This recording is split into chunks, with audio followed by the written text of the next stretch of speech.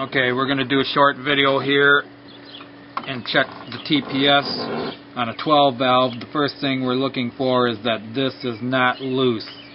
If it's really loose like this, sometimes it will not shift to overdrive, it will not lock the converter, or it may hunt in and out of overdrive, or the converter might hunt in and out. So we will disconnect this here after we have the throttle position sensor off, which bolts on right here. Then we'll disconnect this. Then we are going to take this bolt out. There's another bolt down here that holds the linkage, and a third bolt right here that holds the linkage. Once we have those three bolts out, that whole bracket will come off. You also have to remove this arm right down here. Okay, this is the throttle position sensor bracket and throttle position sensor. That's off a 12 valve truck.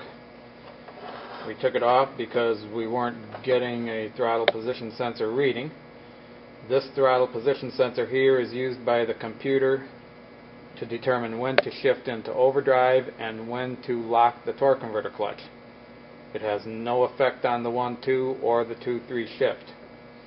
The problem with this one is this linkage is really loose here. On the end of this shaft, in the back of the throttle position sensor,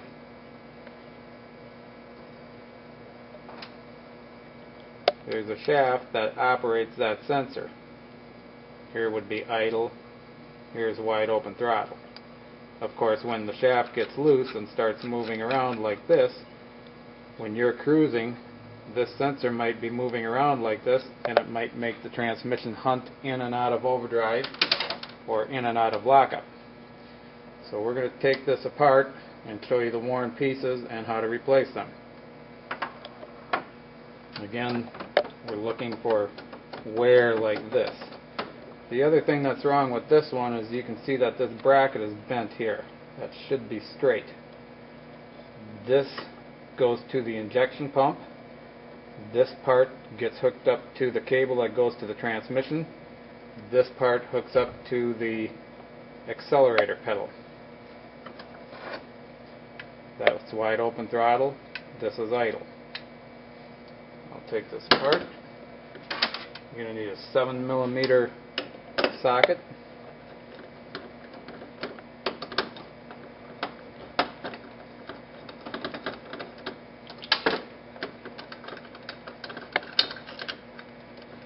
These two screws get removed.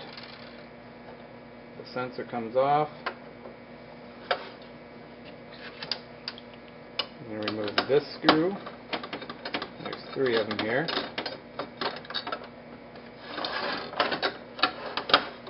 Second screw.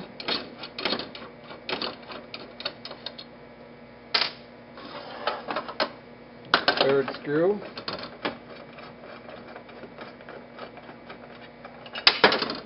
This bracket will slide out of the way. Turn this over.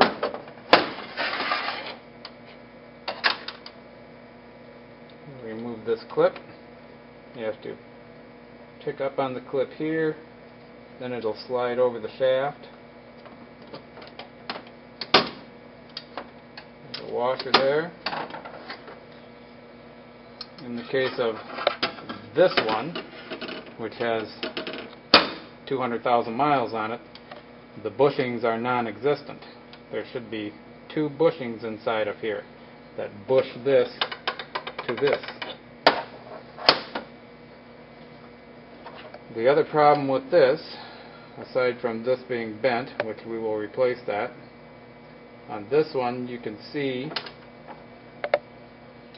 where this end of the shaft is worn right here, and that's the end of the shaft that goes into the back of the throttle position sensor. The shaft is also worn here where the bushings ride. The bushings are part number 04425053. You'll need 2 of them.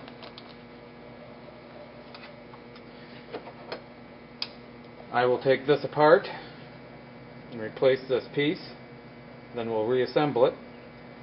I'm sure there's special tools for taking this apart. I don't have them. I would recommend you get them so you don't hurt yourself. I'm not recommending that you do it the way I am going to do it, but I will show you the way I do it. Alright, we're going to take this apart. Here's how I do it. Like I said, there's probably a special tool for it. I'm going to hold it like this. I've got a socket which is 5/32, and it fits over the top of that spring. I can pull it this way and unload the spring. Once I have the spring unloaded, I can just pull it off. This piece here, flip it over. I'm going to take this E-clip off.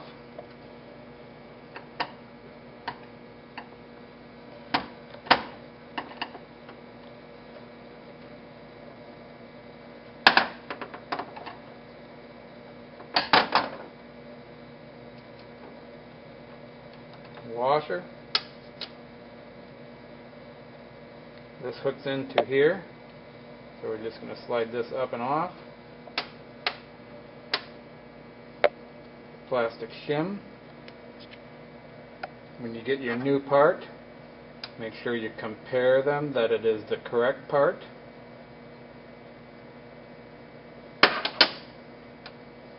Put our plastic shim back on. Hook this through here.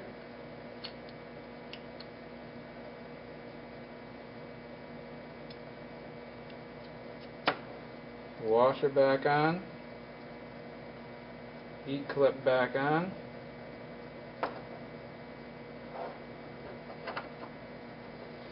Anybody who's worked with E-clips knows sometimes they go flying. Alright, that went on nice and easy. Put our spring back on, hook it here,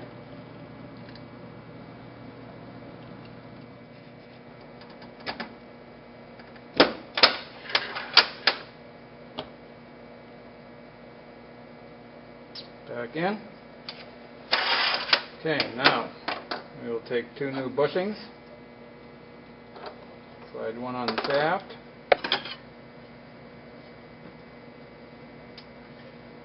The other will go right in the back. Put these pieces together. Put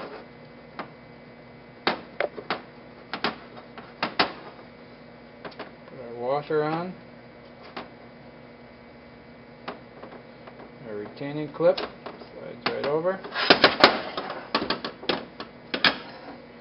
Should spin free right now, and it shouldn't be loose like it was.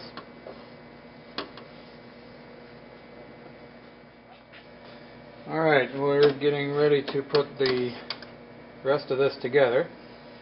We're going to orient the bracket and the throttle lever like so. This bracket will slide on like this.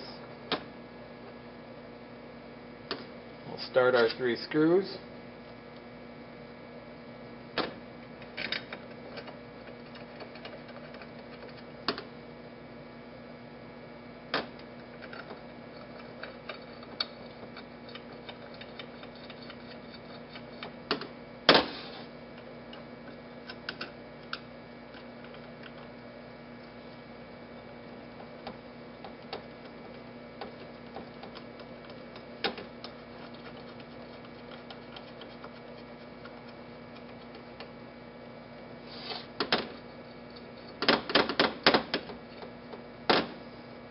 Do have some slight adjustment of the throttle position sensor via this. Right now I'm just going to try and start it about in the center.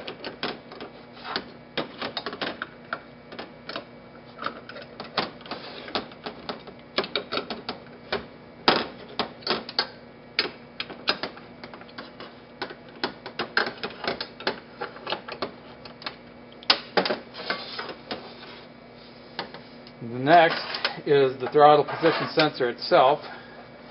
There's two different ones. One's for early style 12 valve with the rotary pump, and the other is for the inline pump. The difference being how this is oriented here. One being this way, the other being this way. The connector end of the throttle position sensor is going to face away from your accelerator pedal cable connection point.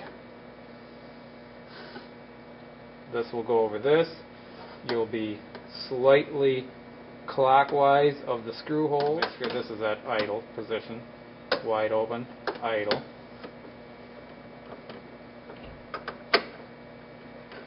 When you get that far and it drops on, it should be spring loaded slightly in the clockwise direction. So if I turn it counterclockwise, it wants to spring back clockwise. Line that up.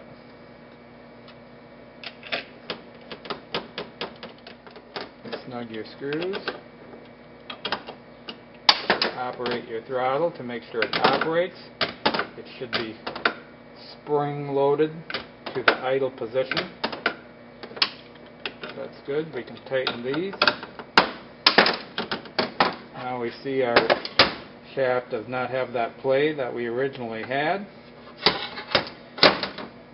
I don't know if we can get a view of this or not. I'll shine a light in there. And what we're looking for is to make sure that we're operating that throttle position sensor right on the back side. We're looking to see that this is actually turning when we move the throttle. And this is almost ready to be put back in the truck. Alright, I'm going to show you how to test this throttle position sensor. Normally we would check it with an oscilloscope. Many people may not have an oscilloscope, so I'm going to check with a fluke meter. Put it on ohms. I'm going to test my meter to see that it works. This one is working. I'm going to be testing the 3 terminals inside. First I'm going to test the 2 end terminals together and show you the resistance. Then I'll go from the middle one to the left one and the middle one to the right one.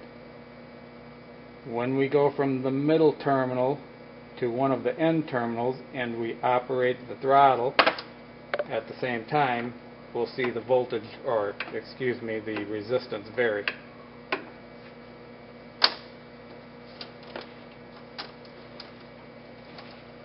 You can hold that.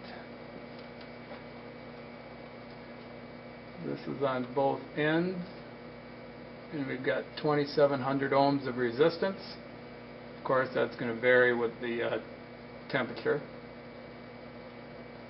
The left one to the middle one starts at 718, and now I'll have you operate the throttle, Darla.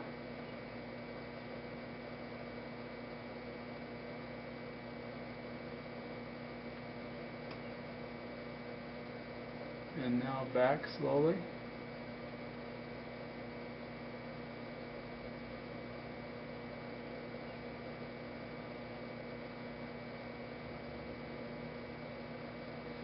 You may have seen a couple glitches there, and it's when my connectors came loose inside here. This is usually a 3 or 4 hand job. Now I'm on the center terminal and the right terminal. And it should be just the opposite. The resistance should start high, and as the throttle gets opened, it will go low.